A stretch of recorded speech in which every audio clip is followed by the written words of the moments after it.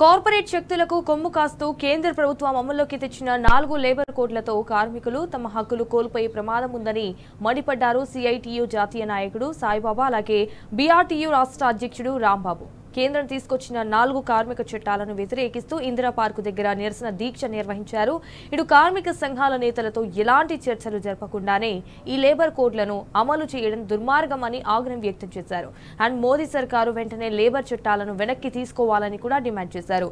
అలా చేయని పక్షంలో రాబోయే రోజుల్లో ఆందోళనలు మరింత ఉధృతం చేస్తామని కూడా హెచ్చరించారు. దీనిపై మరింత సమాచారాన్ని మా ప్రతినిధి యాసర్ అందిస్తారు. వ్యతిరేకిస్తున్నాయి. ఇది కేవలం కార్మికులకు పొట్టగొట్టే విధంగా ఈ లేబర్ కోడ్లు ఉన్నాయని కార్మిక సంఘాల నేతలు వ్యతిరేకిస్తున్నారు. ఇదే అంశానికి సంబంధించి మనతో కార్మిక సంఘాల నేతలు సిఐటియు జాతీయ నాయకుడు సాయిబాబా గారు వారితో మాట్లాడే ప్రయత్నం చేద్దాం. సార్ చెప్పండి, లేబర్ కోడ్లను మీరు ఎలా చూస్తారు?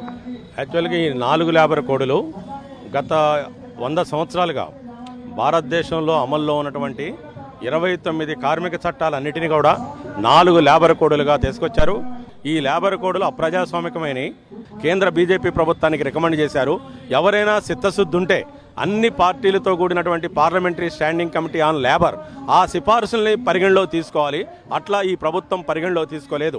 అట్లే కార్మిక సంఘాలు ప్రతి లేబర్ కోడ్లో ప్రతి సెక్షన్లో కార్మికులకు ఎక్కడ అన్యాయం జరుగుతుందో దాన్ని రాతపూర్వకంగా ప్రభుత్వానికి ఇచ్చని వాటిని పరిగణలోకి తీసుకోలేదు.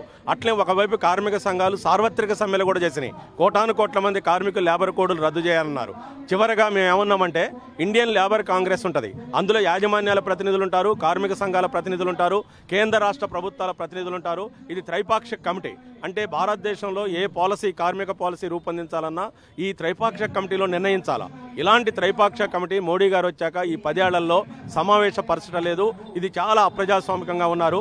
అందుకని ఇండియన్ లేబర్ కాంగ్రెస్ని సమావేశపరిచి ఈ 4 లేబర్ కోడ్లు అందులో చర్చించాక నిర్ణయం తీసుకుందామని చెప్పినాం. అయినా కూడా ఈ మాట వినకుండా నిన్న 21వ తారీఖు రోజున నోటిఫై చేశారు.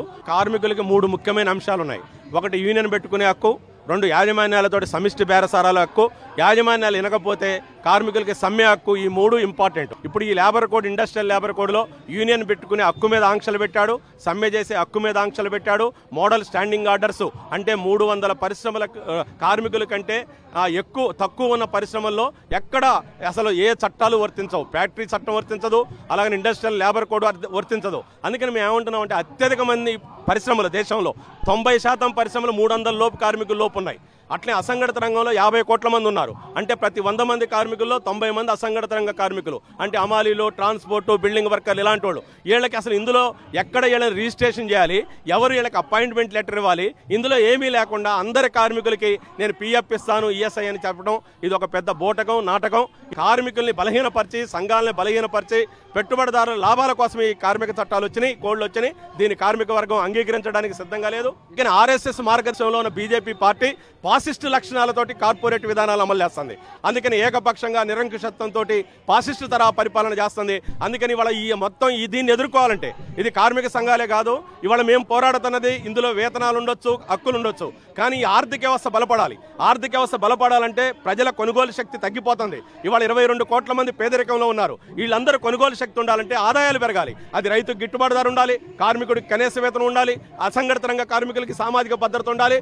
అప్పుడు ఆ రకమైన కొనుగోలు శక్తి పెరిగితే ఆర్థిక వ్యవస్థ పుంజుకుంటుంది. అందుకని మేము చేస్తున్న పోరాటం ఈ లేబర్ కోడ్లు రద్దు కావాలనే పోరాటం. ఇది ప్రజాస్వామిక పోరాటం, అలాగనే ఇది ధర్మ పోరాటం. అందుకని భారత ఆర్థిక వ్యవస్థని బలోపేతం చేసే పోరాటం. కార్పొరేట్లని బలహీనపరచాలి, కార్పొరేట్ల యొక్క లాభాల మీద ఆంక్షలు పెట్టాలి. ఈ రకమైన వైఖరితోటి మేము ఒక దేశభక్తియుత పోరాటాన్ని చేస్తున్నాం. నాయకుడు రాంబాబు ఉన్నారు. సార్ చెప్పండి, మీరు లేబర్ కోడ్లను ఏ విధంగా చూస్తారు? లేబర్ కోడ్లు కార్మిక వర్గానికి తీవ్ర అన్యాయాన్ని చేస్తాయి. ఇవి పని గంటల మీద నియంత్రణ ఇంతకుముందు 8 గంటల పని విధానం ఉండేది. ఈరోజు ఈ లేబర్ కోడ్ల వల్ల పని గంటల మీద నియంత్రణ అనేది పోతుంది.